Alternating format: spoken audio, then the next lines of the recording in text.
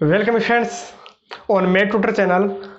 आज के video lecture में अपन करते हैं जो अपनी प्रश्नावली एक थी, अपने पास में रिलेशन एंड फंक्शंस थे, इसकी जो विविध प्रश्न माला है उसमें अपने पास में केवल और केवल 3 प्रश्न बचे थे जो मिसलेनियस एक्सरसाइज में है।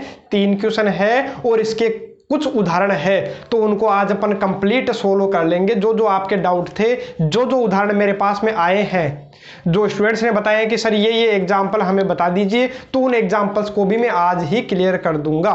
तो आज ये हो जाएगी अपनी एक्सरसाइज एंड, और मैंने बोला था कल आपका क्या लगेगा, इसका टेस्ट लगेगा, ठीक है। और टाइमिंग और सभी चीज़ें आपको टेलीग्राम चैनल पर मिल जाएगी, थोड़ी देर बाद में अपलोड कर दूंगा कि उसका टाइमिंग क्या रहने वाला है, ठीक है, और पैटर्न क्या रहेगा वो भी मैं उसमें बता दूंगा, ठीक है। अब देखिए प्रश्न नंबर 17 है भाई विविध का मिसलेनियस जो एक्सरसाइज है फर्स्ट है ना, तो उसने बोला है भाई ए बराबर क्या है भाई 1 2 3, तो उसने दे दिया कि ए कोई समुच्चय है, ए कोई समुच्चय है, उसमें अपने पास में अवयव कितने हैं भाई 1 2 3 है। तो इसने क्या बोला भाई आगे, तो हो तो अवयव 1 2 वाले तुल्यता संबंधों की संख्या। पहले तो बताओ संबंध जो होता है, संबंध क्या होते हैं, तो आपको पता होगा संबंध जो भी अपन बनाएंगे, जो भी संबंध होगा, संबंध का मतलब आर रिलेशन जो बनेंगे वो हमेशा A क्रॉस A के उप समुच्चयों की संख्या होती है। तो पहले आप देखो A क्रॉस A कितना होगा, तो A तो ये है ही, मैं दोबारा A लिख लेता हूँ भाई, दोबारा A कितना लिख लेता हूँ भाई 1 2 3। यदि आप क्या करोगे A क्रॉस A करोगे, क्या करते हो भाई A क्रॉस A करोगे स्टूडेंट्स, तो देखो A क्रॉस A करते हैं, तो A क्रॉस A करने पर क्या आएगा, आपको ध्यान है 1 1 1 2 1 3 2 1 2 2 2 3 3 1 3 2 और 3 3, यही तो होगा A क्रॉस A करोगे तो ये आएगा। अब इनमें से अपने को संबंध बनाने, तो संबंध तो कितने बनेंगे, मैंने कल भी आपको बताया था प्रीवियस लेक्चर में कि कितने संबंध बन सकते हैं यहाँ से, तो आपको ध्यान आएगा यहाँ से 2 की घात 9 मतलब लगभग 512 यहाँ क्या बन सकते हैं भाई, संबंध बन सकते हैं। लेकिन अपने को सभी संबंध नहीं लेने, अरे बताया था ना संबंध क्या होता है, A क्रॉस A के मतलब इसके जितने भी आप उप समुच्चय बनाओगे, तो उप समुच्चय बनाओगे तो उनकी संख्या ही अपने संबंधों की संख्या होती है, ठीक है। तो लेकिन अपने को इसने क्या बोला है कि अपने को 1 2 वाले तुल्यता संबंधों की संख्या बतानी है, कि ऐसा संबंध बताना है, ऐसा संबंध बताना है जिसमें अपने पास में क्या हो भाई 1 2 तो हो ही हो, 1 2 तो होना ही चाहिए, और वो तुल्यता संबंध भी होना चाहिए। वो कैसा होना चाहिए भाई, तुल्यता संबंध भी होना चाहिए, इक्विवेलेंस रिलेशन होना चाहिए।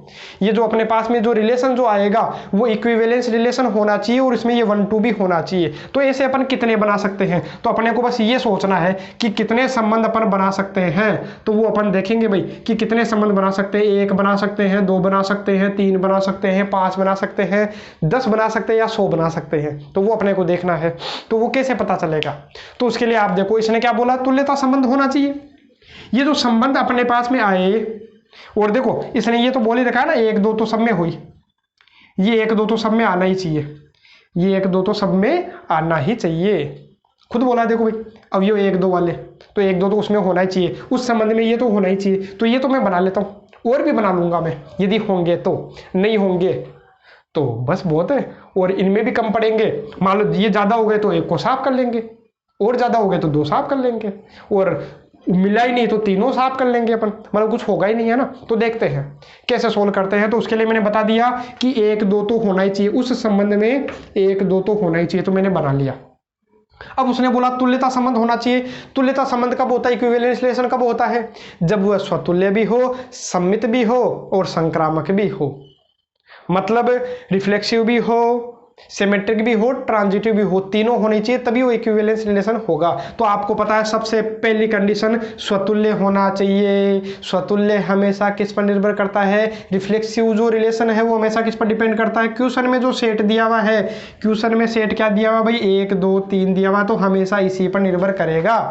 कैसे, इसमें देखो 1 है तो 1 1 होना चाहिए, अरे 1 1 तो होना ही चाहिए, 2 है तो 2 2 भी होना चाहिए, 3 है तो 3 3 भी होना चाहिए। तो इसका मतलब मेरे को ये पता चल गया सब में 1 1 2 2 3 3 तो आना ही आना है, अरे सब में 1 1 2 2 3 3 तो आना ही आना है, ठीक है। अब और देखो, और क्या देखो भाई, देखो चलो लिख ही देता हूँ मैं, 1 1 2 2 3 3, ठीक है। ये तो होना ही होना चाहिए सब में, है ना, ताकि देखो स्वतुल्य तो हो गया।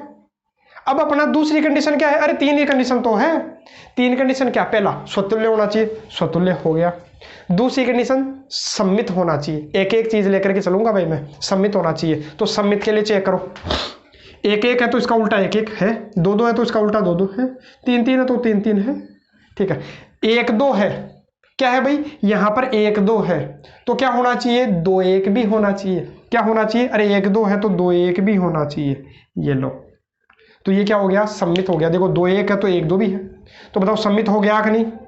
तो इसका मतलब इसमें ये तो होंगे ही होंगे, ये तो होंगे ही होंगे, ये तो होने ही होने हैं। अब बताओ आप और क्या लूं मैं, ये तो अपनी बेसिक कंडीशन हो गई। तीसरी चीज क्या भाई, संक्रामक होने चाहिए। क्या होने चाहिए, संक्रामक होने चाहिए। तो संक्रामक होने के लिए पहले एक बार ये चेक करो, ये संक्रामक है या नहीं, ये संक्रामक है या नहीं। तो आप देखोगे संक्रामक के लिए कंडीशन आपको पता है, 3 चीजें क्या क्या भाई, ए बी और सी, ए बी सी। ए का संबंध बी से होना चाहिए, बी का संबंध सी से होना चाहिए, तो ए का भी किससे होना चाहिए भाई, सी से होना चाहिए। अरे ए का संबंध बी से है, बी का संबंध सी से है, तो ए का संबंध सी से होना चाहिए, तभी वह अपना संक्रामक होता है। तो देखो सबसे पहले मैं एक एक उठाता हूँ भाई, एक एक क्या उठा लूँ, सबसे पहले देखो ये 1 1 लिया मैंने, 1 का संबंध किससे है, 1 से, ये वाला कोष्टक लिया। अब 1 से शुरू होने वाला कोई है क्या, तो 1 से शुरू होने वाला ये है भाई 1 2, 1 2 है ना, 1 2 है। तो अब बताओ 1 का संबंध 2 से, 1 2 इसमें होना चाहिए, तो 1 2 है क्या, खुद ही है ये तो। अब देखो ये वाला कोष्टक लेता हूँ भाई मैं, दूसरा वाला। अब देखो 2 का संबंध किससे है भाई, 2 का संबंध 2 से है, 2 का संबंध किससे है, 2 से। अब 2 से शुरू होने वाला कोई है क्या, ये रहा देखो 2 से शुरू होने वाला, तो 2 1। तो देखो यहाँ से यहाँ तक 2 1 भी होना चाहिए, तो 2 1 है, ठीक है। और बताइए, अब ये वाला कोष्टक लेता हूँ भाई, ये वाला कोष्टक लेता हूँ, ये वाला कोष्टक लोगे तो यहाँ से शुरू करो भाई 3 3। अब 3 से शुरू होने वाला कोई है क्या, 3 से शुरू होने वाला कोई है ही नहीं, 3 से शुरू होने वाला कोई है ही नहीं है, तो इसको मेरे को संक्रामकता चेक करनी नहीं है। मैं क्या बोल देता था कि ये संक्रामक है, क्यों, अरे बताया था ना कि ए का संबंध बी से है, बी का सी से है, तो अपने को चेक करना है ए का संबंध सी से। यदि ए का संबंध बी से है और बी का संबंध सी से है ही नहीं, तो आगे चेक ही नहीं करना होता है। अरे चेक कहां से करूंगा, तो मैं बता ही नहीं सकता, तो अपन क्या बोल देंगे कि ये संक्रामक है, तो इसका मतलब ये संक्रामक है, ठीक है। अभी तक संक्रामक है। और देखो भाई 1 2, ये वाला कोष्टक लेता हूं मैं 1 2। अब 2 से शुरू होने वाला कोई और है क्या, तो 2 से शुरू होने वाला देखो ये रहा, 2 से शुरू होने वाला क्या है भाई, 2 1 है, तो 1 1 भी होना चाहिए, तो 1 1 है। और देखो 2 से शुरू होने वाला कोई और है क्या, 2 से शुरू होने वाला, तो 2 से शुरू होने वाला ये रहा, क्या है भाई 2 2 है, तो 1 2 भी होना चाहिए, तो 1 2 है, 1 2 भी है, ठीक है। अब खत्म। और बताओ ऐसे इसको चेक कर लेना तो मिलेगा, तो इसका मतलब ये संक्रामक है क्या, तो ये संक्रामक है। तो मैं बोल देता हूँ ये क्या हो गया, एक तो यही हो गया, एक तो अपना इतना ही खत्म हो गया, मतलब ये पहला संबंध बन गया अपना। ये पहला संबंध क्या बन गया, ये जो पहला वाला संबंध है ये अपने पास में क्या है, स्वतुल्य भी है, सम्मित भी है और संक्रामक भी है। एक तो ये हो गया। और देखते हैं, अब इसमें कुछ ऐड करना चाहे तो देखो अपने मन से ऐड कर सकता हूँ क्या, मैं क्या ऐड करूँ। देखो सबसे बड़ा संबंध तो ये होता है, सबसे बड़ा संबंध ये होता है। अब देखो 1 1 2 2 3 3 1 2 2 1, ये तो अपने को लेना ही लेना था, है ना। तो ये देखो क्या क्या है, 1 1 अपन ने ले लिया, 2 2 ले लिया, 3 3 ले लिया, मैंने और क्या ले लिया भाई, 1 2 ले लिया, 2 1 ले लिया, ठीक है। अब बताओ क्या लूँ, मतलब ये 1 3 ले लूँ, मान लो मैं क्या ले लेता हूँ भाई, 1 3 ले लेता हूँ, चलो ठीक है ले लेते हैं। अपना क्या जाता है, मैंने क्या ले लिया भाई, 1 3 ले लिया। अब बताओ ये स्वतुल्य है क्या, स्वतुल्य है। सम्मित है क्या, तो सम्मित नहीं है, क्योंकि 1 3 है तो 3 1 नहीं है, तो सम्मित होना चाहिए ना। तो 1 3 है तो क्या होना पड़ेगा भाई, 3 1 भी होना पड़ेगा, क्योंकि अपने को तुल्यता संबंध सिद्ध करना है। स्वतुल्य भी होना चाहिए, सम्मित भी होना चाहिए और संक्रामक भी होना चाहिए। तो देखो 1 3 है तो इसका उल्टा 3 1 भी होना चाहिए, ठीक है मैंने लिख लिया। अब बताओ ये स्वतुल्य है क्या, स्वतुल्य है। सम्मित है क्या, सम्मित है। संक्रामक है क्या, तो वो देखते हैं संक्रामक है क्या। तो मैं देखता हूं ये वाला लेता हूं भाई, 2 का संबंध किससे है, 2 का संबंध 1 से है। अरे ये वाला क्वेश्चन ले लिया, क्योंकि इनको तो मैंने चेक कर ही रखा है, देखो इनको तो मैंने चेक कर ही रखा है। मैं यहाँ से शुरू करता हूँ एक बार, है ना, ताकि मेरे को पता चल जाएगा फटाक से, है ना, वरना मेरे को सारों को दोबारा चेक करना पड़ेगा। मैंने देखा 2 का संबंध 1 से, 1 से शुरू होने वाला कोई है क्या, अरे 2 का संबंध किससे ले रहा हूँ भाई मैं? 1 से। और 1 से शुरू होने वाला देखो, एक तो ये रहा, 1 का 1 से तो 2 1, तो 2 1 इसमें है, खुद ही है। 1 से शुरू होने वाला कोई और है क्या? हाँ, 1 से शुरू होने वाला ये है भाई, 1 2 है। अरे 1 से शुरू होने वाला क्या है भाई? 1 2 है, तो 2 2 होना चाहिए, तो 2 2 भी है। फिर 1 से शुरू होने वाला कोई और है क्या? ये रहा, 1 से शुरू होने वाला 3 है, तो 2 3 भी होना चाहिए था, लेकिन यहाँ नहीं है। तो मैं क्या करता हूँ, 2 3 यहाँ डाल देता हूँ। क्या डाल देता हूँ भाई? यहाँ 2 3 डाल देता हूँ। क्या डाल देता हूँ? 2 3। ये लो, मैं यहाँ क्या डालता हूँ? 2 3 होना चाहिए ना। अरे 2 3 तो होना ही होना चाहिए। अब तुम्हें पता है, यदि मैंने 2 3 डाल दिया तो ये संक्रामक तो हो गया। ये क्या हो गया? संक्रामक तो हो गया, लेकिन सम्मित नहीं हुआ। संक्रामक तो हो गया, लेकिन सम्मित नहीं हुआ। तो मेरे को क्या करना पड़ेगा? अरे सम्मित हट गया, वो सम्मित हट गया, तो 2 3 है, तो क्या होना पड़ेगा भाई? 3 2 भी होना पड़ेगा। 2 3 का उल्टा 3 2 भी रखना पड़ेगा। क्या रखना पड़ेगा भाई? 3 2। अब देखो, अब सही है क्या? अब मैं चेक करता हूँ, देखो क्या क्या ले लिया मैंने भाई। ये तो चीज़ें ले ली थी मैंने, और क्या जोड़ा भाई इसमें? 1 3 3 1 2 3 3 2। अच्छा, ये तो सारा ही हो गया भाई, अब तो कुछ बचा ही नहीं। और तुम्हें पता है, ये जो लिया है मैंने, ये तो हमेशा क्या होगा? तुल्यता संबंध होगा। तुम्हें पता है, एक रो से जो आता है, एक रो से जब भी करते हो, तो ये तो कल भी मैंने आपको बताया था, ये हमेशा तुल्यता संबंध होता है। तो कहने का मतलब है, ये तुल्यता संबंध हो गया। एक तो ये आया, और एक ये खुद आ गया बड़ा, सबसे बड़ा आ गया। अब इससे बड़ा तो मैं ले नहीं सकता ना, तो इससे बड़ा ले नहीं सकता, तो इसको मैं क्या कर देता हूँ? साफ कर देता हूँ। मतलब मेरे को और कुछ भी नहीं मिलेगा, केवल ऐसे कितने संबंध मिले भाई? तो ऐसे मेरे को 2 संबंध मिले, एक तो पहला और ये दूसरा। यदि वो पूछे कौन कौन से संबंध है, तो संबंध मैंने आपको लिखवा दिए है। संख्या पूछे तो कितनी भाई? 2। ऑप्शनल है, तो उसमें केवल ऑप्शन में देख लेना भाई कि कहाँ बोला भाई तुल्यता संबंधों की संख्या, तो तुल्यता संबंधों की संख्या कितनी हो गई भाई? 2 हो गई। तो ये 2 तुल्यता संबंध भी मैंने आपको बता दिए हैं। मैंने क्या किया है, एक बार दोबारा रिपीट करके देखना, समझ में आ जाएगा। केवल और केवल आपको क्या करना था, एक बार दोबारा बता देता हूँ ना, शॉर्ट में, बिल्कुल शॉर्ट में। इसने बोला था 1 2 वाले तुल्यता संबंधों की संख्या, तो कहने का मतलब 1 2 तो होना ही होना चाहिए था। मैंने ऐसे संबंध बनाए जिनमें 1 2 तो हो ही हो, 1 2 तो हो ही हो, ठीक है। अब तुम्हें पता है, तुल्यता संबंध मेरे को सिद्ध करना था, तो स्वतुल्य भी होना चाहिए। स्वतुल्य होना चाहिए तो 1 1 2 2 3 3 तो होने ही होने चाहिए सभी में, जितने भी अपन बनाएंगे उनमें ये तो होने चाहिए। सम्मित भी होना चाहिए, तो सम्मित है तो देखो 1 2 है तो 2 1 भी होना चाहिए, 1 2 है तो 2 1 भी होना चाहिए, ठीक है। तो ये तो देखो अपना क्या हो गया था, स्वतुल्य भी हो गया था, सम्मित भी हो गया था, और संक्रामक भी हो गया था। स्वतुल्य भी हो गया था, सम्मित भी हो गया था, संक्रामक भी हो गया था, ठीक है। फिर मैंने क्या किया, एक तो ये हो गया, ठीक है, ये पहला हो गया। फिर मैंने क्या किया, कुछ एक्स्ट्रा और लिया। अरे इतने तो लेने हैं ना, इतना तो एक हो ही गया आगे। अब मैंने कुछ एक्स्ट्रा और लेना चाहा, मतलब इनसे कम तो मैं कर ही नहीं सकता, ज़्यादा ही कर सकते हो। तो ज़्यादा करने के लिए मैंने क्या ले लिया, एक क्या उठा लिया भाई? 1 3 उठा लिया। अब मेरे को पता है 1 3 उठाया तो 3 1 भी लेना पड़ेगा। अरे 1 3 लिया तो मेरे को क्या लेना पड़ेगा? 3 1 भी लेना पड़ेगा। क्यों? सम्मित भी तो होना चाहिए, सिमेट्रिक होना चाहिए। तो 1 3 था तो 3 1 भी हुआ। लेकिन ये अपने पास में मैं इतना ले लूँ, चलो ठीक है इतना ले लूँ, लेकिन ये अपना क्या नहीं हुआ, संक्रामक नहीं हुआ था। तो संक्रामक गड़बड़ कहाँ हो रहा था? यहाँ हो रहा था भाई, यहाँ गड़बड़ हो रहा था। देखो 2 1 है, 1 3 है, तो 2 का संबंध किससे होना चाहिए था? 3 से। तो मैंने 2 का संबंध 3 से ले लिया, तो ये संक्रामक हो गया, लेकिन सम्मित नहीं हुआ। तो देखो 2 3 है तो 3 2 लेना पड़ेगा। इसका मतलब ये तो सारा ही आ गया, और सारा मेरे को पता है तुल्यता संबंध हमेशा होता है, स्वतुल्य भी, सम्मित भी, संक्रामक भी। तो इसी के साथ आपका ये प्रश्न क्या हो जाता है, खत्म हो जाता है। कि वो संबंधों की संख्या पूछी थी, तो संबंधों की संख्या कितनी हो जाती है भाई? 2 हो जाती है। अब मैं बात करूं किसकी भाई? प्रश्न नंबर 18 की। उससे पहले मैं आपको बताता हूँ प्रश्न नंबर 19, है ना। पहले कौन सा कर लेते हैं भाई? प्रश्न नंबर 19। प्रश्न नंबर 19 क्या है देखो, फिर बाद में अपन बात करेंगे प्रश्न नंबर 18 की। और बड़ा ही अच्छा क्वेश्चन है। इसमें थोड़ा सा अपने को क्या करना पड़ेगा, सभी चीज़ें मिक्स हो गई है, थोड़ा सा दिमाग इसमें लगाना पड़ेगा। 11th क्लास में आपने सिग्नम फंक्शन पढ़ा था, ग्रेटेस्ट इंटीजर फंक्शन पढ़ा था, मतलब एक तो सिग्नम फलन पढ़ा था, और एक आपने क्या पढ़ा था भाई? आपने पढ़ा था महत्तम पूर्णांक फलन। दोनों चीज़ों को यहाँ पे क्या करना भाई? काम में लेना है, मिक्स कर रखा है यहाँ ना। तो देखो उससे पहले मैं बात करता हूँ प्रश्न नंबर 19 की। ये क्या है? तो प्रश्न नंबर 19 है कि समुच्चय ए बी है, एक कोई समुच्चय है। इस समुच्चय को मैं क्या नाम देता हूँ भाई? एस नाम दे देता हूँ। इसको मैंने क्या नाम दे लिया? एस। चलो लिख ही देता हूँ नीचे भी, एस बराबर मैंने क्या ले लिया? ए कोमा बी। अब इसमें द्विआधारी संक्रियाओं की संख्या, द्विआधारी संक्रिया, तो तुम्हें पता है द्विआधारी संक्रिया क्या होती है? कि कोई भी दो अवयव लो, अरे दो पर आधारित संक्रिया मतलब कोई भी दो अवयव लेने हैं तो मैं दो अवयव क्या क्या ले सकता हूँ। अरे आपको पता ना कि कोई भी दो अवयव लेते हैं अपन, तो दो अवयव इस एस में से ही तो लेते हैं, तो दो अवयव ये ले सकता हूँ मैं, ए और ए खुद ले लूँ। अरे पहला भी ए दूसरा भी ए ले सकता हूँ, और क्या ले लूँ, एक ले लूँ ए और एक ले लूँ बी।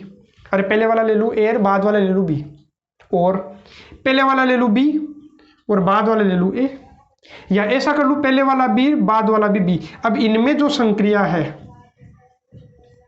ना, इनमें जो संक्रिया है, अब वो जो उत्तर आएगा, अब संक्रिया क्या होगी वो मेरे को पता नहीं है। अब मेरे को पता नहीं है कि मैं संक्रिया क्या लगाऊं। अरे संक्रिया आप कुछ भी लगा सकते हो ना, यहाँ पर ऐसे बोल सकते हो, जैसे मान लो ए स्टार बी बराबर आप बोल दो A plus B plus A B minus 2, कोई को और कुछ चेंज कर दे, वो बोल दे ए बटा बी, है ना। अब मेरे को क्या पता क्या आएगा यहाँ, लेकिन पता नहीं है, कोई बात नहीं, मेरे को भी नहीं पता, आपको भी नहीं पता होगा क्या ले सकते हैं, लेकिन मेरे को ये जरूर पता है कि जो मैं संक्रिया लगाऊंगा, संक्रिया लगाने पर जो उत्तर आएगा, अरे संक्रिया लगाने पर जो उत्तर आएगा वो किस में होना चाहिए, एस में ही होना चाहिए। अरे परिभाषा ठीक नहीं, परिभाषा जो बेसिक था एस बराबर ए बी सी, कई सारे अवयव इसमें होते हैं, मैं क्या करता हूँ ए स्टार बी, मतलब ए बी किसका अवयव है, ए बी में किसका अवयव लेता हूँ एस का, और बी भी एस का अवयव है। जब ए स्टार बी करते हो तो जो भी तुम्हारे पास में अवयव आएगा वो भी किस में होना चाहिए, एस में होना चाहिए, तभी मैं उसको क्या बोलता हूँ, द्विआधारी संक्रिया। तो अब बताओ, अब मेरे को ये नहीं पता क्या आएगा, लेकिन मैं ये जरूर बता सकता हूँ कि क्या आ सकता है। तो मेरे को पता है ए स्टार ए करने पर आपको क्या मिलेगा, या तो ए मिलेगा या बी मिलेगा, फिक्स है। क्यों है फिक्स, क्योंकि देखो यदि ए स्टार ए करने पर क्या आ गया, ए आ गया, तो मैं बोल दूंगा ये जो ए स्टार ए करने पर ए आया है वो ए किस में है, इस एस में है कि नहीं, एस में है, तो इसका मतलब द्विआधारी संक्रिया है। ए स्टार ए करने पर मान लो बी आ गया, तो बताओ ये जो बी है वो किस में है, एस में है कि नहीं, तो एस में है, तो इसका मतलब ये द्विआधारी संक्रिया है। अब बताओ ना, तो मतलब ए स्टार ए है तो उसके साथ अरे करने पर या तो ए आए या फिर बी आए। ऐसे बताओ कितने तरीके हो गए, यहाँ दो तरीके हो गए। ऐसे यहाँ बताना ए स्टार बी करने पर आपको पता है क्या आएगा, या तो ए आना चाहिए या बी आना चाहिए, तभी वो किस में होगा, इस एस में होगा। इनके अलावा कुछ नहीं आना चाहिए, ए और बी के अलावा कुछ नहीं आना चाहिए, ध्यान रखना, ठीक है। ए या तो ए आ जाए या बी आ जाए, तभी मैं उसको क्या बोलूँगा, द्विआधारी संक्रिया बोलूँगा, क्योंकि वो एस में है। अब ऐसे देखो बी स्टार ए करने पर, बी स्टार करने पर जो आंसर है वो या तो ए होना चाहिए या फिर बी होना चाहिए। ऐसे यहाँ पर देखो ए बी स्टार बी करने पर या तो उत्तर ए आ जाए या बी आ जाए, तो मैं क्या बोल दूंगा, द्विआधारी संक्रिया है। क्यों, क्योंकि जो ए है वो भी एस में है, बी है वो भी एस में है। तो बताओ कितने हो गए भाई, और इसके पास भी कितने तरीके, दो तरीके, इसके पास भी दो तरीके, इसके पास भी दो तरीके, इसको लिखने के भी कितने तरीके भाई, दो तरीके, कितने तरीके, कितने तरीके हो जाएंगे, तो इसके पास में दो तरीके थे, इसके पास में भी कितने तरीके थे भाई, दो तरीके, इसके पास में भी कितने तरीके, दो तरीके, इसके पास में भी कितने तरीके भाई, दो तरीके। तो टोटल कितने हो जाएंगे भाई, 2 दूनी 4 दूनी 8 दूनी 16, टोटल अपने पास में 16 तरीके आ गए। द्विआधारी संक्रियाओं की संख्या कितनी होगी भाई, 16 होगी। अब कोई बोले कि गुणा क्यों करे, तो गुणा करने के लिए ये आप देखिए कि इनमें से कोई सा भी ले सकते हैं, इसके साथ एक बार ये, इसके साथ ये, तो इस तरीके से आप देखोगे जैसे आपने परमुटेशन कॉम्बिनेशन में किया था, कि जैसे मान लो कि कोई संख्या थी अपने पास में कि 1 2 3 4, अब ये संख्याएं हैं, इनसे 2 अंकों की मेरे को संख्या बनानी है या 3 अंकों की संख्या बनानी है बिना पुनरावृत्ति के। तो आपने क्या किया था, 3 अंकों की संख्या बनानी है, 11th क्लास में क्या होगा भाई, तो क्या किया था अपन ने, 3 अंकों की संख्या बनानी बिना पुनरावृत्ति के, कितने तरीके, तो आपने क्या किया था, संभावनाएं देखी थी भाई, किसके पास कितनी संभावनाएं, 4 संभावनाएं, कि इनमें से कुछ भी भर सकता हूं। इसके पास कितनी तरीके भाई, तो इसके पास 3 तरीके थे, मान लो कोई चीज भर दी तुमने, यहाँ 2 भर दिया, तो 2 भर दिया तो अब दोबारा नहीं भरूंगा, अब कितने तरीके, 3 तरीके, फिर कितने तरीके, 2 तरीके। तो ये संभावना देखते इनको क्या कर लेते थे, गुणा करते थे। ऐसा ही काम यहाँ अपने को करना है, ठीक है, इतना याद रखिएगा, बाकी ज्यादा दिमाग लगाने की भी आवश्यकता नहीं पड़ेगी, केवल आप इतना समझ लीजिए कि आपने क्या करते हैं, इनमें से कोई भी 2 अवयव उठा लिए, कोई भी 2 अवयव, 2 अवयव का मतलब या तो दोनों खुद उठा लो, या तो ए उठा लो या बी भी उठा लो, या फिर ए बी और एक बी ए, अरे क्रम का फर्क पड़ता है ना, यहाँ ए स्टार बी, बी स्टार ए, दोनों हमेशा बराबर थोड़ी होते हैं, अलग अलग भी हो सकते हैं, लेकिन अपने को आंसर पता है कि आंसर सोल्व करने पर या तो ए आएगा या बी आएगा। दो ही तरीके हैं। अरे मतलब इसके पास कितने तरीके हैं भाई? दो तरीके। और ए स्टार बी के पास भी दो तरीके, बी स्टार ए के पास भी दो तरीके, बी स्टार बी के पास भी दो तरीके। क्यों? मैंने आपको बता दिया, क्योंकि इनका जो आंसर आए वो कुछ भी आए, लेकिन मेरे को पता है इन्हीं में से आएगा। यदि ए और बी में से आया तभी वह द्विआधारी संक्रिया होगी। ए और बी नहीं आया तो ए और बी तो फिर एस में होगा ही नहीं, तो द्विआधारी संक्रिया कहाँ से होगी? तो इनको गुणा कर लेंगे तो अपना क्या मिल जाएगा? आंसर। अब देखिए इस प्रश्नावली का अंतिम क्वेश्चन है, उसके बाद उदाहरण अपन करेंगे कुछ जो मेरे पास में डाउट आए थे। तो देखो अपने पास में क्या है भाई? प्रश्न नंबर 18 है। अब प्रश्न नंबर 18 क्या है? तो वो देखो प्रश्न नंबर 18 इस तरीके से दे रखा है।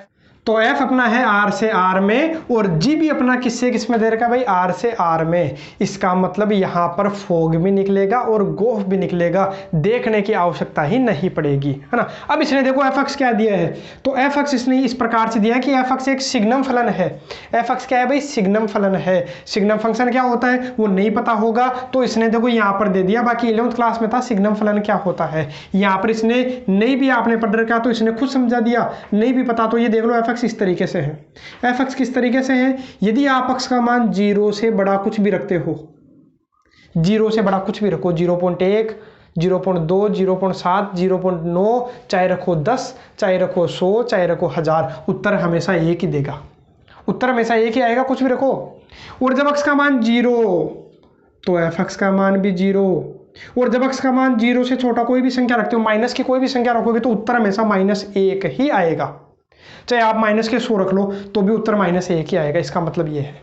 अब देखो gx क्या है? तो gx महत्तम पूर्णांक फलन है। आपको पता है ग्रेटेस्ट इंटीजर फंक्शन क्या होता है, तो ये तो आपने पहले भी पढ़ रखा है, 11th में पढ़ रखा था। अभी मैंने आपको और बता दिया था प्रीवियस लेक्चर्स में, है ना। तो इसका मतलब क्या है कि या तो खुद पूर्णांक होना चाहिए या इससे जस्ट छोटा। जैसे मान लो 0.1 आ गया या मान लो आ गया 2.1, तो 2.1 खुद पूर्णांक है क्या? इंटीजर है क्या? नहीं है। तो जैसे मान लो मैं बनाऊँ 0, 1, 2, 3, -1, तो 2.1 कहाँ है भाई? यही तो है। तो इससे जस्ट पहले कौन है भाई? 2 है, तो इसका उत्तर कितना हो गया? 2। 2.9 का उत्तर कितना होगा? तो 2.9 का उत्तर भी 2 होगा। अरे यही तो होगा। हाँ मैं बोल दूँ 2, तो 2 का उत्तर कितना होगा? तो 2 तो खुद पूर्णांक है, तो उत्तर फिर भी 2 ही आएगा। मैं बोलूँ 1, तो 1 खुद पूर्णांक है, तो उत्तर कितना आएगा? 1। मैं बोलूँ 0.1, तो उत्तर कितना आएगा? 0.1 से पहले कौन आता है भाई? 0 आता है। 0.7, उत्तर कितना आएगा? 0, क्योंकि 0.7 से ठीक पहले क्या है? 0 है। पहले अपन ने पढ़ रखा था, इसलिए मैंने फटाफट एक बार दोबारा आपका क्या करवा दिया है? रिवीजन करवा दिया है। अब देखो इतना ध्यान रखना भाई। अब बताओ, अब मतलब इसका मतलब ये है कि 0 से 1 तक आप कुछ भी रख लो, 1 को छोड़ के। अरे 0 से बड़ा मतलब 0.99 तक भी आप रखोगे ना तो उत्तर 0 ही आएगा, क्योंकि 0.99 का होगा 1 से जस्ट छोटा, 1 से थोड़ा सा पहले। तो 1 से थोड़ा सा पहले है तो इसका पूर्णांक महत्तम पूर्णांक कितना होगा भाई? 0 होगा। ठीक है, मतलब 0 से लेकर के 1 से जस्ट पहले तक कोई भी मान रखो, उत्तर हमेशा कितना आएगा? 0 आएगा। और 1 रखते ही उत्तर कितना आ जाएगा? 1। ये मैंने क्यों बताया? तो उसके लिए आप देखिए ये क्वेश्चन जो है, इस क्वेश्चन में क्या दे रखा है भाई? अंतराल दे रखा है 0 से 1। यदि आपकी जो बुक्स है यदि उनमें एरर हो तो इसको भाई करेक्ट कर लेना भाई। यदि आपके यहाँ पर ऐसा कोष्टक हो तो उसको हटा करके आप क्या करोगे भाई? ओपन ब्रैकेट लगा लेना, क्लोज ब्रैकेट को हटा करके, है ना, वरना तो फिर गड़बड़ हो जाएगा ना। क्वेश्चन में क्या हो जाएगा? चेंज करना पड़ेगा भाई अपने को ना। तो यहाँ पर अपने देखो अंतराल क्या दिया हुआ भाई? 0 से 1 में अपने को संपाती सिद्ध करना है कि फोग और जो गोफ है, फोग और जो गोफ हो दोनों संपाती है। संपाती का मतलब दोनों के जो उत्तर आते हैं वो बिल्कुल सेम आते हैं, कोई चेंज नहीं होना चाहिए। तो देखो कैसे सोल्व करूं। देखो अंतराल इसने दे दिया 0 से 1 तक लेना है। 0 से 1 तक लेने का मतलब, अरे 0 से 1 तक लेने का मतलब क्या हो गया कि 0 मेरे को नहीं लेना है क्योंकि ओपन ब्रैकेट है। याद होगा 11th क्लास का फर्स्ट जो प्रश्नावली थी, पहली प्रश्नावली इसी में था। मतलब 0 नहीं लेना, 0 से शुरू करके, मतलब 0 से जस्ट बड़ा लेना है। 0 से शुरू करके कहाँ तक चलना है भाई? 1 तक। तो मैं ऐसा कर लेता हूँ 0 से 1 से जस्ट छोटा अक्स का जो मान है वो क्या लेता हूँ भाई? मैं अक्स का मान 0 से 1 तक ले लेता हूँ। क्या लेता हूँ भाई? 0 से 1 तक। 0 से 1 तक मतलब कि 0 से शुरू कर रहा हूँ, बस 0 नहीं ले रहा, मैं 0 नहीं ले रहा क्योंकि मेरे को लेना भी नहीं है, और 1 भी नहीं ले रहा, 1 से जस्ट छोटा, 1 से जस्ट छोटा। और तो और देखो, और क्या देखूँ? और अपने को क्या लेना है? तो और अपने को लेना है x का मान 1 भी तो चाहिए मेरे को, और x का मान 1 भी तो चाहिए। 1 तो देखो मैंने एक मान क्या लिया, 1 मेरे को देखो इसने कहाँ से कहाँ तक बोला था भाई? 0 से 1 तक बोला था। तो मैं क्या कर लेता हूँ, जीरो को मेरे को इंक्लूड करना नहीं है, तो मैंने क्या किया, जीरो को इंक्लूड किया नहीं, मतलब ये तो हटा ही रखा अपन ने, जीरो तो हटा ही रखा है, ये लूँगा ही नहीं मैं। मतलब जीरो से जस्ट बड़ा स्टार्ट किया, तो जीरो से जस्ट बड़ा स्टार्ट किया तो मैं ओपन ब्रैकेट, और कहाँ तक चलता हूँ भाई, मैं एक भी नहीं ले रहा, मैं एक से जस्ट छोटा, तो एक से जस्ट छोटा, लेकिन इसमें एक भी तो रह गया, मेरे को एक लेना तो था ही ना, तो मैंने क्या किया, इस एक को अलग से ले लिया। क्यों ले लिया वो समझो। अब देखिए, नहीं लोगे तो भी चलेगा ना, बाकी ये समझो अक्स का मान यदि जीरो से एक तक, जीरो से एक के बीच में हो तो एफ अक्स का मान क्या होगा। और यही काम मैं किसके लिए देख लेता हूं भाई, जी एक्स के लिए, क्योंकि काम तो मेरे को दोनों आएंगे जीरो से एक तक, और जब अक्स का मान एक हो। अब देखो क्या देखना, जब अक्स का मान जीरो से एक तक हो तो एफ अक्स का मान कितना आएगा, तो देखो एफ अक्स ये रहा, मतलब जीरो से एक तक मैं रखता हूँ कुछ भी, जीरो से एक तक आप रखोगे, जीरो से एक तक कुछ भी रखो, मतलब जीरो से बड़ा रखना मेरे को, जीरो से बड़ा रखना, तो मेरे को पता उत्तर एक ही आएगा। एक रखने पर भी क्या आएगा, तो एक क्या है भाई, जीरो से बड़ा है। अरे एक कौन है, एक रखूंगा तो एक क्या है, जीरो से बड़ा है, तो जीरो से बड़ा कुछ भी रखो ना, एक ही मिलने वाला है अपने को, तो मतलब इसके तो कोई फर्क पड़ा ही नहीं, इसके तो कोई फर्क पड़ा ही नहीं। क्यों नहीं पड़ा, क्योंकि एक भी जीरो से बड़ा है, जीरो से बड़ा कुछ भी रखो उत्तर एक ही आना ही आना है, फिक्स है इसमें, तो जीरो से बड़ा कुछ भी रखो उत्तर एक ही आएगा, कोई फर्क नहीं पड़ेगा। मैं इसको ऐसे भी बोल सकता हूँ, यदि आप ऐसा नहीं बोलो तो मैं ऐसे बोल सकता हूँ कि इसमें ऐसा बोल सकता हूँ, इसमें मेरे कोई दिक्कत नहीं है। क्या बोल सकता हूँ, इसमें कंडीशन ऐसे लगा सकता हूँ कि जीरो से एक तक कुछ भी रख लो उत्तर एक आएगा, लेकिन यहाँ मेरे को अलग अलग करना ही पड़ेगा। क्यों करना पड़ेगा, तो वो मैं आपको बता देता हूँ। यहाँ देखो, जब अक्स का मान जीरो से एक तक रखोगे, मतलब जीरो से एक के बीच में कुछ भी रखोगे, जीरो से एक के बीच में मान लो 0.7 रख लिया मैंने, 0.7, तो मेरे को रखना किसमें, 0.7 को जी में रखना है ना, तो जी में आप कितना रखो भाई, 0.7 रखोगे, तो 0.7, तो 0.7 का मेरे को क्या लेना पड़ेगा, महत्तम पूर्णांक फलन लेना पड़ेगा, और इसका महत्तम पूर्णांक फलन कितना हो जाएगा, तो वो होता है जीरो। मतलब जीरो से एक के बीच में कोई भी मान रख लो, जीरो से एक के बीच में कोई भी मान रख लो, तो उससे जस्ट, अरे बीच में कुछ भी रखो, उससे जस्ट पहले वाला पूर्णांक क्या आता है, जीरो ही तो आता है। तो जीरो से एक तक कुछ भी रखोगे तो आपको क्या मिलेगा भाई, तो आपको मिलेगा जीरो। और यदि आप एक रखोगे तो आप देखो, एक रखने पर क्या मिलेगा, एक का महत्तम पूर्णांक एक ही होता है, तो एक रखने पर एक हुआ, इसलिए मैंने क्या किया, इसको अलग अलग लिया था, इस तरीके से लिखा है। बाकी इसमें नहीं लिखोगे तो चलेगा, ठीक है। तो ये इसी के साथ अपना एफ पता चल गया, जी पता चल गया। अब देखो मेरे को फोग और गोफ निकालना है, तो मैंने बता दिया आपको दोनों निकलेंगे, चेक करने की जरूरत नहीं है कि एफ किससे किस में है, जी किससे किस में नहीं है ना। तो देखो दोनों सेम है, तो इसलिए सब चलेगा, सब निकाल लेंगे, है ना। कैसे निकालेंगे, पहले मैं निकालता हूँ भाई, पहले क्या निकालता हूँ, गोफ, गोफ निकालूं। तो गोफ के लिए आपको पता है फॉर्मूला क्या होगा, जी ऑफ एफ एक्स, यही तो होता है, अक्स को पहले एफ में डालना, फिर जो आएगा उसको किस में डालना, जी में डालना, ठीक है। अब देखो एफ एक्स आपको पता है, एफ एक्स का मान क्या है, तो एफ एक्स का मान क्या है, तो एफ एक्स का मान, एफ एक्स का मान एक है। कहने का मतलब कुछ भी रखो, जीरो से एक तक कुछ भी रखो, जीरो से एक तक कुछ भी रखोगे, अरे अंतराल तो यही है ना अपना, जीरो से एक, मतलब जीरो से एक तक कुछ भी रखो उत्तर हमेशा एक ही आना है। तो कहने का मतलब एफ एक्स का मान तो हमेशा एक ही है, अरे एफ एक्स का मान तो हमेशा कितना है, एक ही तो है, देख लो एफ एक्स का मान तो हमेशा एक ही आता है, तो एफ एक्स का मान तो एक ही है। और जी एक, जी में देखो यदि एक रख दूँ तो एक ही रहा, एक रखने पर कितना आएगा भाई, एक आएगा, तो एक रखने पर कितना आ रहा है, एक आ रहा है, तो ये मेरे को क्या मिल गया, गोफ मिल गया, मिल गया गोफ। अब मैं देखो फोग, क्या देखो भाई फोग, तो फोग के लिए क्या करोगे, तो उसके लिए पता है अक्स को पहले किस में डालना भाई, जी में, और फिर जो आएगा उसको किस में, एफ में। अब देखो जी एक्स के दो मान, जी एक्स के क्या मान, दो मान, एक तो ये रहा और एक ये रहा, जी एक्स का मान जीरो भी है और एक भी है। लेकिन अब यहाँ पर दे रखा ना भाई कि मैं जीरो तो रख ही नहीं सकता ना, यहाँ पर क्या नहीं रख सकता, जीरो तो रख ही नहीं सकते वैसे भी। क्यों नहीं रख सकते, क्योंकि यहाँ पर इसने अंतराल ही कहाँ से कहाँ तक लिया भाई, जीरो से एक तक। तो आप तो ये देख लिए कि एफ है, अरे जी एक्स कुछ भी हो, चाहे जीरो हो चाहे एक हो, चाहे जीरो हो चाहे एक हो, तो इसने बोला है जो एफ है वो एफ हमेशा कितना देता है भाई, तो एफ हमेशा एक ही अपने को देगा, एफ हमेशा क्या देगा, एक ही देगा। अब आप बोलोगे सर जीरो भी तो आया है क्या, तो मैं जीरो, तो जीरो तो देखो आप ये देखो यार, रख ही नहीं सकता मैं, जीरो तो रखना ही नहीं अपने को, अक्स का मान में जीरो रख ही नहीं सकता। देखो जो भी है, जो भी अंतराल है, अंतराल जो है अपन वहीं से शुरू करेंगे, तो जीरो अपने को चेक करना ही नहीं है। तो देखो मैं दोबारा बता देता हूँ भाई एक बार, ये देख लो जो जी एक्स है, जी एक्स का मान आप कुछ भी रखो कुछ भी रखो, लेकिन एफ में यदि आप रखोगे तो आपको पता है जो ये एफ है, ये जो एफ है हमेशा उत्तर कितना देता है, 1 देता है। तो बताओ दोनों संपाती हुए कि नहीं हुए, बिल्कुल संपाती हुए। मतलब 0 से 1 के बीच में कुछ भी रख लो, मतलब 0 से बड़ा, बस 0 नहीं रखना, ध्यान रखना 0 नहीं रखना है। मतलब 0 से बड़ा कुछ भी रखो 1 तक, तो उत्तर इसका भी 1 ही आ रहा है और इसका भी उत्तर कितना आ रहा है, 1 ही आ रहा है। तो इसी के साथ आपके प्रश्नावली जो है विविध है और ये प्रश्नावली 1 है। सारे क्वेश्चन कंप्लीट हो गए हैं। अब कुछ उदाहरण आप देख लीजिए जो आपके डाउट थे।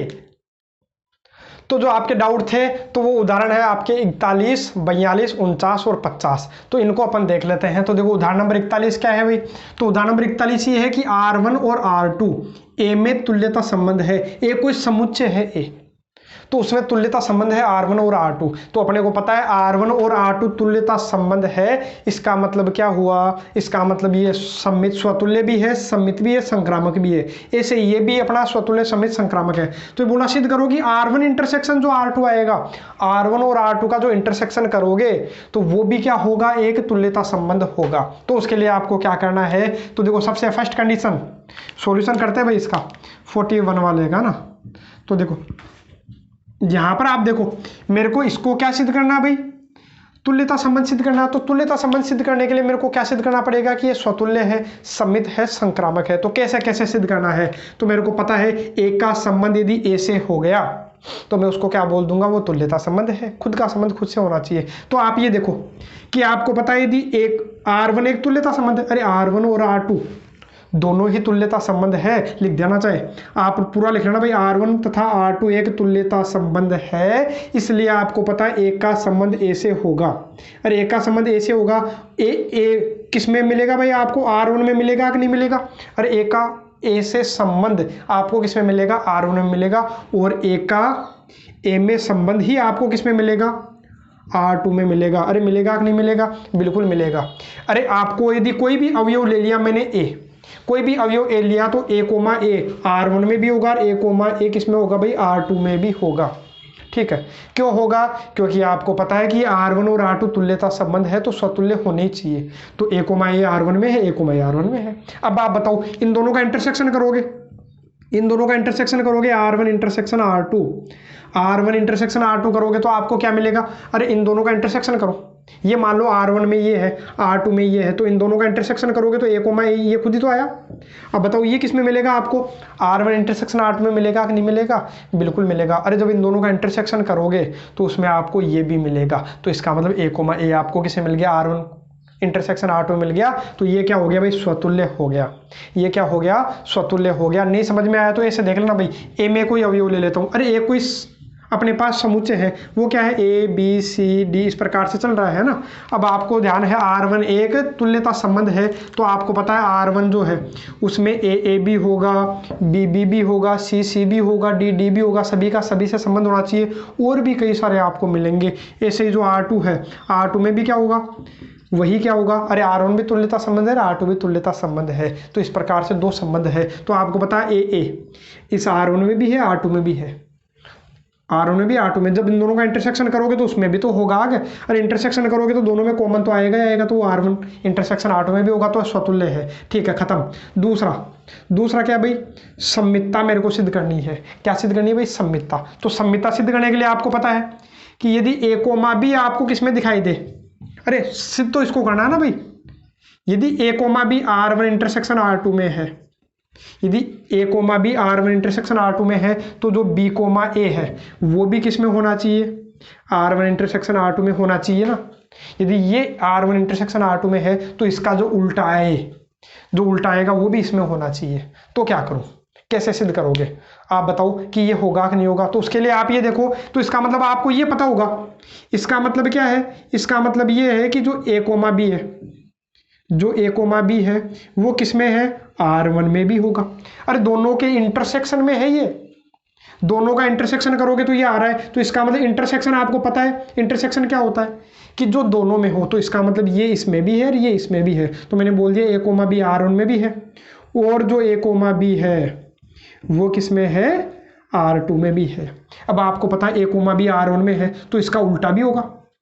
अरे बी कोमा ए होगा कि नहीं होगा, R1 में होगा। क्यों, क्योंकि R1 क्या था, तुल्यता संबंध था, मतलब ये सममित भी था। अरे R1 तो खुद सममित है, तो R1 खुद सममित है, तो R1 में A, B है तो B, A भी होगा।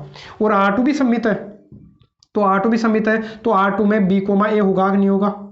अरे A, B R2 में है, तो B, A भी किस में होगा? R2 में होगा कि नहीं होगा? बिल्कुल होगा। अब आप बताओ, जब इन दोनों का इंटरसेक्शन करोगे, R1 और R2 का इंटरसेक्शन करोगे, तो उसमें आपको B, A मिलेगा कि नहीं मिलेगा? बिल्कुल मिलेगा। अरे जब इन दोनों का इंटरसेक्शन करोगे तो B, A दोनों में आएगा, तो B, A किस में मिलेगा? आपको R1 इंटरसेक्शन R2 में मिलेगा। तो देखो A, B इसमें था, तो B, A भी इसमें है, तो इसका मतलब ये क्या हो गया? सममित भी हो गया। एक बार दोबारा अच्छे से समझिएगा, इसको रिपीट करके देख लीजिएगा। अरे काफी अच्छे क्वेश्चन है भाई ये। तो देखो अब बात करूं मैं अंतिम संक्रामकता की। यदि संक्रामक हो गया तो मैं क्या बोल दूंगा? ये तुल्यता संबंध है। तो देखो कैसे सिद्ध करोगे? तो संक्रामकता के लिए क्या करते हैं? तो उसके लिए आपको पता है A, B यदि किस में है? R1 इंटरसेक्शन R2 में है। मैं बोल दूं B, C जो है वो भी किस में है? तो वो भी आपका R1 इंटरसेक्शन R2 में है। तो आपको पता है कि क्या होना चाहिए? अरे A, B इसमें है, B, C इसमें, मतलब A का संबंध B से है और B का संबंध C से है। तो क्या होना चाहिए? A का संबंध किससे होना चाहिए भाई? C से। किस में होना चाहिए? R1 इंटरसेक्शन R2 में ही तो होना चाहिए ना। ठीक है, तो ये क्या हो जाएगा? अपना संक्रामक हो जाएगा, ट्रांजिटिव हो जाएगा। तो कैसे सोल्व करोगे? तो आप ये देखो, अब आपको पता है ये जो अवयव है वो इन दोनों के इंटरसेक्शन में है। चलो R1 इंटरसेक्शन R2 है ना, तो ये जो है वो इन दोनों के इंटरसेक्शन में है। तो कहने का मतलब ये इसमें भी है और इसमें भी है। तो मैं बोल देता हूँ A, जो B है वो किस में है भाई? R1 में है। और ये जो A, B है वो किस में है? R2 में भी है। तो इधर देखो, इधर से देखिएगा, जो B, C है वो भी R1 में है। और ये जो है वो इन दोनों के इंटरसेक्शन में है। इंटरसेक्शन का मतलब ये इन दोनों में था, तो ये इसमें भी है। और जो B, C है वो R2 में भी है। अब आप बताओ कि आपको पता है कि ये जो R1 है, ये जो R1 है वो एक तुल्यता संबंध था। तो तुल्यता संबंध था तो संक्रामक भी तो होगा। तो यदि संक्रामक है, यदि क्या है ये संक्रामक है, तो आपको पता है A का संबंध B से है, B का संबंध C से है, तो आपको क्या मिलेगा? यहाँ से आपको मिलेगा जो A, C जो आएगा, A, C वो भी किस में होगा भाई? तो वो भी आपका किस में होगा? R1 में होगा। किस में होगा? R1 में होगा। ऐसे ये देखो R2 भी क्या था? एक संक्रामक संबंध था, तुल्यता ना, तो संक्रामक भी होगा। तो AB है, BC है, तो आपको जो AC मिलेगा वो भी किस में मिलेगा भाई? तो वो भी किस में मिलेगा? आपको R2 में मिलेगा। किस में मिलेगा? R2 में मिलेगा। अब आप बताओ, जब इन दोनों का इंटरसेक्शन करोगे तो उसमें A, C आएगा कि नहीं आएगा? बिल्कुल आएगा। अरे जब आपको ये पता चल गया A, C R1 में भी है, A, C R2 में भी है, तो इसका मतलब जब दोनों का इंटरसेक्शन करोगे, जब दोनों का क्या करोगे? इंटरसेक्शन करोगे, तो उसमें भी A, C होगा। तो इसका मतलब ये क्या हो गया? संक्रामक भी हो गया। तो इस तरीके से इसको करना था। तो देखो स्वतुल्य भी हो गया, सममित भी हो गया, संक्रामक भी हो गया। तो मैं इसको क्या बोलूंगा भाई? तुल्यता संबंध बोलूंगा। ये अपने पास में क्या है? इक्विवेलेंस रिलेशन है। ठीक है, दोबारा रिपीट करके देख लीजिएगा, बार बार मैं बोल रहा हूँ, यदि नहीं समझ में आया हो तो, है ना। तो देखो नेक्स्ट क्वेश्चन क्या है भाई? हाँ, नेक्स्ट क्वेश्चन आसान है, ये समझ में आ जाएगा बड़ी आसानी से। अब देखो क्या है, इसके बाद दो अपने पास उदाहरण रहे हैं उनको भी करेंगे, और इसी के साथ अपनी प्रश्नावली क्या हो जाएगी? समाप्त हो जाएगी। तो यहाँ देखो, एक समुच्चय A में धन पूर्णांकों के क्रमित युग्मों का एक संबंध R। अरे क्रमित युग्मों का एक संबंध दिया है। क्रमित युग्म का मतलब क्या? ये क्रमित युग्म है, x, y, u, v, ये क्या होते हैं? क्रमित युग्म ही तो होते हैं। तो इनका एक संबंध, इन दोनों के बीच में एक संबंध है। यदि इसने बोला है कि ये जो संबंध है ना, मतलब इसने ये बोला है x, y का जो संबंध है u, v से, तो वो किस प्रकार से है? तो इसने बोला है कि वो क्या है? x, v बराबर, अरे यदि इन दोनों का जो संबंध है, मैं इधर लिख देता हूँ भाई, यदि इन दोनों के बीच में संबंध जो है वो क्या दर्शाता है? यदि इसमें जो संबंध है वो दर्शाता है x, v बराबर y, u, है ना, YU। अब देखो कहने का मतलब क्या है? यदि आप इन दोनों के बीच में कोई संबंध देखते हो तो इसका मतलब ये है कि शुरू वाला लास्ट वाले से गुना हो जाता है। अरे x तो किससे गुना हो रहा है? V से। पहले वाला चौथे से, और दूसरे वाला तीसरे से, मतलब अंदर वाले गुना कर लो। अरे ऐसा समझो कि ये शुरू वाला लास्ट वाला गुना कर लिया और जो बच गए उनको गुना कर लिया, दोनों बराबर होने चाहिए। यदि इन दोनों में संबंध है तो ठीक है, अब इसने क्या बोला, तो सिद्ध करोगे तुल्यता संबंध है। ये क्या है, तुल्यता संबंध मेरे को सिद्ध करना। तो सबसे पहले आपको पता है स्वतुल्यता सिद्ध करोगे, तो स्वतुल्यता के लिए आपको पता है कि खुद का संबंध खुद से ही होना चाहिए, मतलब x, y का संबंध किससे होना चाहिए, x, y से ही होना चाहिए। तो आप देखो होगा क्या, तो आप देखो पहले ये देखो, शुरू वाले को किससे गुणा करूंगा भाई, लास्ट वाले से, तो x को y से गुणा करो, बराबर y को किससे गुणा करोगे, x से, अरे शुरू वाले को लास्ट वाले से, बाकी जो बच गए उनको गुणा करो, बताओ बराबर है कि नहीं है, बराबर है। अरे एक्स वाई करो चाहे वाई एक्स करो, बराबर है। तो ये क्या है, स्वतुल्य है, रिफ्लेक्सिव है। नंबर 2 सममितता कैसे चेक करते हैं, तो आपको पता है एक्स कोमा वाई का जो संबंध है वो यू कोमा वी से है, तो u कोमा वी का जो संबंध है वो x कोमा वाई से होना चाहिए। तो देखो है या नहीं, तो पहले एक बार ये देखो ये क्या आया, तो यहाँ से मेरे को क्या मिलेगा, एक्स वी बराबर वाई यू, है ना, समीकरण नंबर 1। यहाँ से देखो क्या मिलेगा, यू वाई बराबर यहाँ से क्या मिलेगा मेरे को, वी एक्स। अब बताओ ये बराबर है कि नहीं है, पहले आप ये बताओ कि ये संबंध बराबर है कि नहीं है। देखो एक्स वी बराबर वाई यू, यहाँ भी क्या भाई एक्स वी बराबर वाई यू, कैसे भी लिखो क्या फर्क पड़ता है। तो इसका मतलब ये बराबर है। अरे पहले वाले का बाद वाले से संबंध है, चाहे बाद वाले का पहले वाले से संबंध बराबर है, तो इसका मतलब ये क्या है, सम्मित भी है। अरे पहले मैंने करवा रखे इसलिए मैं थोड़ा फटाफट करवा रहा हूँ भैया ना। अब देखो अंतिम अपने पास में क्या है, संक्रामकता। तो उसके लिए आप क्या करते हो, एक्स वाई का संबंध यूवी से है, और मैं मान लेता हूं यूवी का संबंध, अरे 3 अवयव लेते हैं ना भाई, ए बी सी, ए का संबंध बी से और बी का सी से है, तो ए का सी से होना चाहिए। लेकिन यहाँ एक एक नहीं है, यहाँ एक में 2 है। तो पहले वाले का संबंध दूसरे से, दूसरे वाले का संबंध तीसरे से, तीसरा मैं क्या मान लूँ अपने मन से, मैं डब्ल्यू जेड मान लेता हूँ। क्या मान लेता हूँ, डब्ल्यू जेड अपने मन से मान लिया, है ना। तो देखो क्या होना चाहिए, इस पहले वाले का इससे होना चाहिए, एक्स वाई का संबंध किससे होना चाहिए, जो एक्स वाई है इसका जो संबंध है वो किससे होना चाहिए, डब्ल्यू जेड से। कहने का मतलब क्या आना चाहिए, आप ये देख लो। तो ये संबंध कब होगा, ये संबंध तभी होगा, ये सही तभी होगा जब शुरू वाले को लास्ट वाले से गुणा करूँ, मतलब एक्स को जेड से बराबर वाई को डब्ल्यू से, ये बराबर आना चाहिए। कैसे भी करके ये ले आओ, यदि आप ये ले आते हो तो मैं बोल दूंगा कि इसका इससे संबंध है। तो कैसे करोगे, पहले तो आप ये देखो, ये तो संबंध है ही, इसका संबंध इससे है, तो एक्स यू पहले वाले को अंतिम से, फर्स्ट वाले को लास्ट से, तो क्या हो गया, एक्स वी बराबर क्या हो गया भाई, वाई यू। इसको देता हूँ समीकरण 1। अब यहाँ से बताओ इसका संबंध इससे है, तो बोलो यू को जेड से, तो यू जेड बराबर वी डब्ल्यू। इसको मैं आगे पीछे लिख लेता हूँ भाई, अरे आगे पीछे लिख लूँ तो कोई गड़बड़ है क्या, नहीं है। वी डब्ल्यू बराबर यू जेड क्यों लिखा है, अब ये बताता हूँ मैं। अब 1 में 2 का भाग दे लेता हूँ, या 2 में 1 का भाग दे लो, कैसे भी लिखो। मैं क्या कर लेता हूँ, 2 में 1 का भाग दे लेता हूँ, मेरे को दोबारा नहीं लिखना पड़े, है ना। तो मैं समीकरण 2 में 1 का भाग देता हूँ, इसका भाग दोगे तो एक्स वी, इधर क्या है भाई वाई यू। अब आप देखो यहाँ से वी से वी तो गया, यू से यू गया, तो आ गया क्या। अब यदि वज्र गुणा करोगे तो यहाँ से क्या मिल जाएगा भाई आपको, एक्स जेड, क्या मिलेगा भाई, एक्स जेड, और बराबर क्या मिल जाएगा, डब्ल्यू वाई, या फिर क्या बोलो भाई वाई डब्ल्यू, कुछ भी बोल दीजिए ना, वाई डब्ल्यू बोलो चाहे फिर क्या बोलो डब्ल्यू वाई, हो गया। अब बताओ ये तो अपने को लाना था, आ गया भाई। अरे एक्स जेड बराबर वाई डब्ल्यू आ गया, तो मैं क्या बोल दूंगा, अतः क्या है, इसका संबंध इससे है, तो खत्म हो गया। इसका मतलब ये क्या है भाई, संक्रामक भी हो गया। तो देखिए अंतिम 2 उदाहरण है, और इसी के साथ अपनी प्रश्नावली क्या होती है, खत्म होती है। आपके यदि फिर भी कोई डाउट हो तो मेरे को बता दीजिएगा, तो आपको टेलीग्राम चैनल पर ही उनका सॉल्यूशन आपको क्या कर दूंगा भाई, सेंड कर दूंगा। क्योंकि अभी तक मेरे पास जितने आए हैं, जो डाउट्स आए थे, तो उनको मैं सोल्व करवा रहा हूँ। मैंने बोल दिया था कि जो जो आपके पास में डाउट है वो मेरे को सेंड कर देना। तो जिन्होंने सेंड किया तो उनका डाउट मैं क्लियर कर दे रहा हूँ, कौन कौन से उदाहरण जिन्होंने पूछे तो वो मैं बता रहा हूँ, है ना। तो देखिए उदाहरण नंबर 49 अपने पास में क्या है भाई, सिद्ध करो कि 1 2 में ऐसी एक समुच्चय है, 1 2 में ऐसी द्विआधारी संक्रिया केवल एक है, मतलब द्विआधारी संक्रिया केवल एक ही है, उसके अलावा कोई दूसरी द्विआधारी संक्रिया नहीं है, कि जिसका तत्समक 1 हो, जिसका तत्समक क्या है भाई, जिसका तत्समक कितना है 1, और जिसके अंतर्गत 2 का प्रतिलोम कितना होना चाहिए, 2, 2 का इनवर्स 2 होना चाहिए।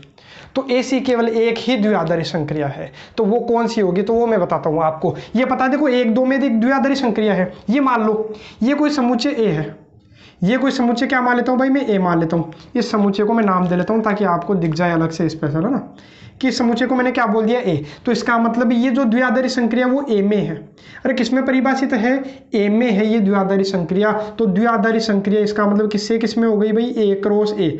अरे आप ए के कोई भी दो अवयव लोगे, अरे आप ए के कोई भी दो अवयव लोगे तो जो उत्तर आना चाहिए वो भी ए में ही आना चाहिए। इसका मतलब जो द्विआधारी संक्रिया वो परिभाषित जो है वो ए क्रॉस ए से ए में ही परिभाषित है। तो आपको पता है ए क्रॉस ए यदि आप देखोगे तो ए क्रॉस ए करोगे तो ए क्रॉस ए करो भाई, ए क्रॉस ए करना आपको आता है, क्या आएगा भाई, एक एक एक दो, पहले भी मैंने आपको बताया 2 1 और 2 2। अरे लिख करके कर लेना, ए 1 2 है, यहाँ भी 1 2 है, तो 1 2 1 2 का आप क्रमिक युग्म बढ़ाओगे तो 1 1 1 2 2 1 2 2। ठीक है, तो ए क्रॉस ए से किसमें है भाई, ए में ही है। तो ए का मतलब क्या होना चाहिए, 1 और 2। तो कहने का मतलब इनका संबंध जो है वो या तो 1 से होना चाहिए या फिर किससे होना चाहिए, 2 से होना चाहिए। और इसने कंडीशन क्या लगा दी, कंडीशन ये लगा दी कि इनका तत्समक अवयव एक ही होना चाहिए। तत्समक अवयव आपको पता है कि यदि किसी भी संक्रिया का अपन क्या करें भाई, किसी भी अवयव की संक्रिया अपन ई से करे तो वापस ए ही आना चाहिए, या फिर क्या बोल देते हैं ई की संक्रिया किससे करे, ए से करे तो ए ही आना चाहिए।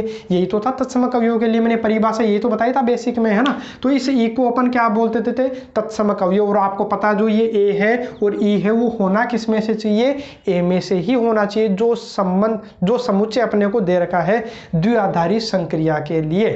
अब देखो यहाँ पर मैं बोलूं, अरे ऐसा बोल सकता हूँ, उसने बोला ई का मान 1 है, ई का मान कितना है भाई, ई का मान 1 है। अरे तत्समक अवयव 1 है, इसने ऐसा बोला है, तत्समक अवयव 1 है, मेरे को पता है 1 है। तो इसका मतलब क्या है, यदि मैं क्या करूं भाई, अरे अवयव ले लेता हूं, ए का मान, अरे ए में अपने पास 1 और 2 है, तो एक बार तो मैं क्या ले लेता हूं 1। तो एक की संक्रिया 1 से करवाने पर 1 आना चाहिए। एक की संक्रिया किससे करवाने पर, 1 से करने पर क्या आना चाहिए भाई, 1 आना चाहिए। मतलब 1 स्टार 1 का संबंध किससे होगा भाई, 1 से होगा। मैं इसको ऐसे ही बोल सकता हूँ, अरे ये तो मेरे को पता है 1 है, ये तो मेरे को पता है 1 स्टार, और जो उत्तर आना चाहिए वो क्या आना चाहिए भाई, ए ही आना चाहिए। क्या आना चाहिए, ए ही आना चाहिए। अब मैं ए का मान कितना ले लेता हूँ, देखो यहाँ मैंने केवल क्या किया है, आप केवल इतना समझो, देखो यही क्वेश्चन था, यही क्वेश्चन था, है ना। क्वेश्चन क्या था, मतलब तत्समक अवयव 1 था, तो तत्समक अवयव मैंने 1 ले लिया। अब आपको पता है तत्समक अवयव मैंने 1 लिया है, ठीक है, केवल इतना ही लिखा है मैंने।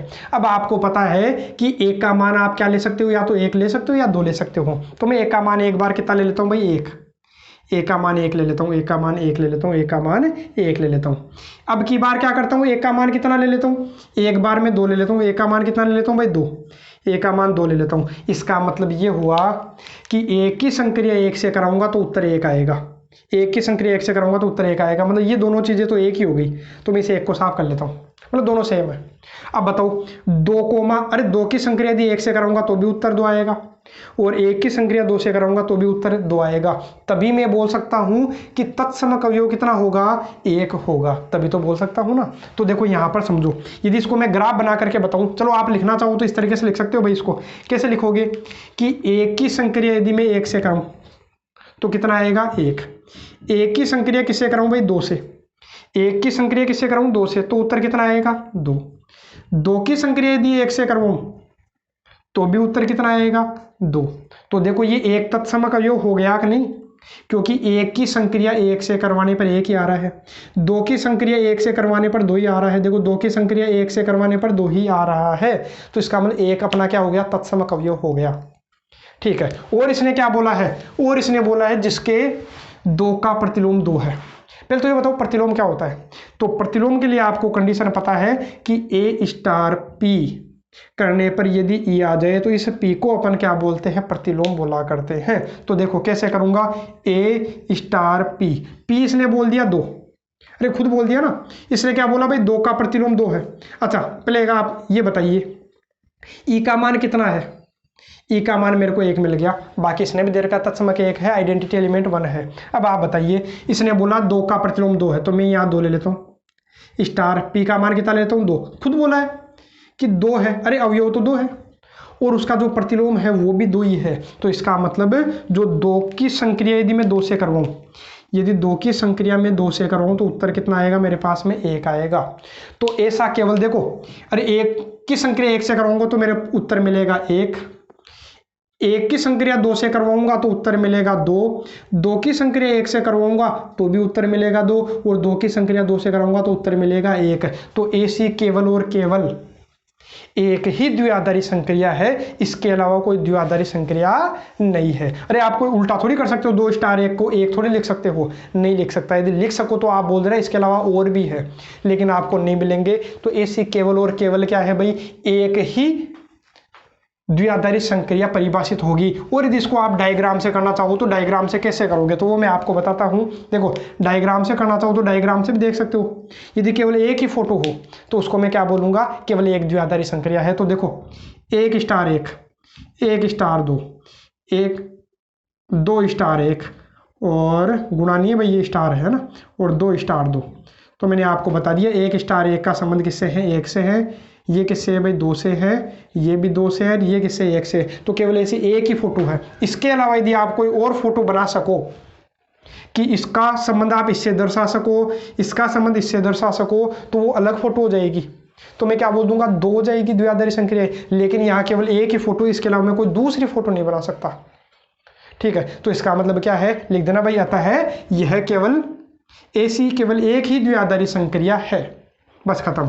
अब अगला देखो, अब ये छोटा सा है, इसमें कोई ज़्यादा बताने की आवश्यकता नहीं है, आपको पता है। देखो IN इसने बोल दिया, अरे एक प्रकार का ये फलन ही है। अरे फलन F बोल दो, चाहे G बोल दो, चाहे I बोल दो, अरे है तो फलन ही। बाकी इसको आइडेंटिटिव अपन क्या बोला करते हैं, फंक्शन बोला करते हैं, मैंने पहले आपको बता रखा है ना। I तो IN क्या बोला, n में कुछ रखोगे तो n में मिलेगा, और देखो अक्स रखोगे तो अक्स मिलेगा, मतलब एक रखने पर एक ही आएगा। किससे किस में है भाई, ये जो I है वो n से n में ही है। n में 1 2 3 4 5 इस प्रकार से 1 2 3 4 5 है ना।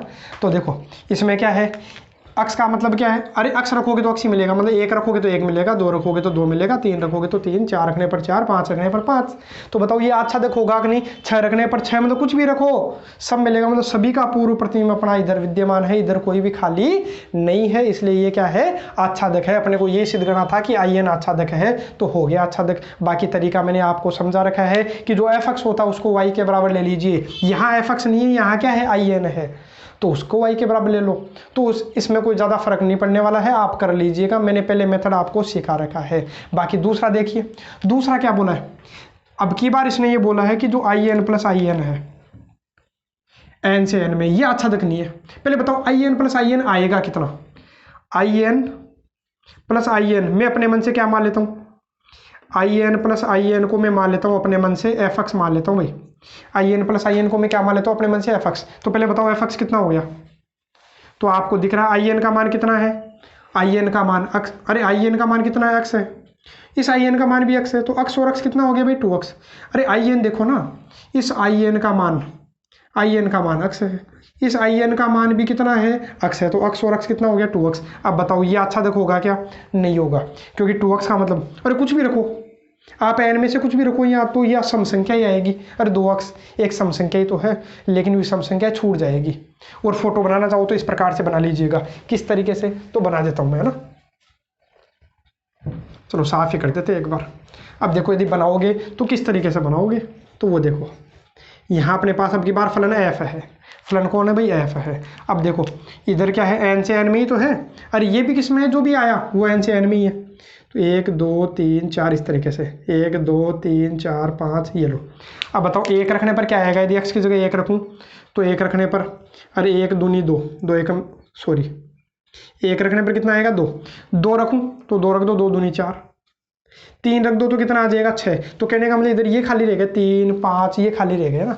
मैं ऐसा भी बोल सकता हूँ, इसको क्या बोल सकता हूँ कि वैसे सिद्ध करना तो आप क्या करते हो भाई, fx के बराबर y रख दो। तो fx का मान 2x ही तो है, इसके बराबर y रख दिया तो x के बराबर मिल गया y बटा 2। अब आप y का कोई ऐसा मान रख लो कि y का कोई ऐसा मान रखो जिसको सोल्व करने पर x में नहीं मिले। अरे x नहीं मिले, x मतलब n में नहीं मिले, तो मैं रख देता हूँ जैसे 3 रख दूंगा, तो 3 बटा 2 करोगे तो 3 बटा 2 इधर थोड़ी है, 1.5 थोड़ी इधर नहीं है। तो लिख देना y के प्रत्येक मान के लिए x विद्यमान नहीं है, अतः ये आच्छादक नहीं है। इसी के साथ ही आपकी प्रश्नावली क्या होती है, खत्म होती है। कल मिलेंगे नेक्स्ट वीडियो लेक्चर किसका लेकर के भाई, इनवर्स ट्रिग्नोमेट्री का लेकर के, और उसी के साथ अपनी बहुत ही बढ़िया प्रश्नावलियाँ मतलब सोल्व होने वाली है उसी के फॉर्मूलों से। जब अपन अवकलन करेंगे, डिफरेंशिएशन करेंगे, इंटीग्रेशन करेंगे, वहां पर भी इनवर्स ट्रिग्नोमेट्री काम आने वाली है। तो अब देखिएगा नेक्स्ट वीडियो लेक्चर, उससे पहले आपके 11th के जो फॉर्मूले हैं त्रिकोणमिति के वो जरूर याद कर लीजिएगा कल के वीडियो लेक्चर लेने से पहले, ताकि वो काम आएंगे। बाकी फिर भी मैं कोशिश करूंगा कि फॉर्मूले यदि आपको याद नहीं है तो पहले मैं एक बार 11th के सारे फॉर्मूले नेक्स्ट वीडियो लेक्चर में करवाने वाला हूं त्रिकोणमिति के। तो जितने भी आपके दोस्त हैं उनको ज़्यादा से ज़्यादा शेयर कीजिएगा, क्योंकि कल का वीडियो लेक्चर है उसमें ये मान लीजिए जो फॉर्मूला जो बेस क्वेश्चन जो आएंगे वो आपके कहीं भी मतलब डाउट नहीं रहेगा, सभी जो फॉर्मूला बेस क्वेश्चन है वो क्लियर हो जाएंगे। और आपको पता है कि जो फॉर्मूला है वो कितने इंपॉर्टेंट होते हैं अपने सभी प्रश्नावलियों के लिए त्रिकोणमिति के खास तौर पर।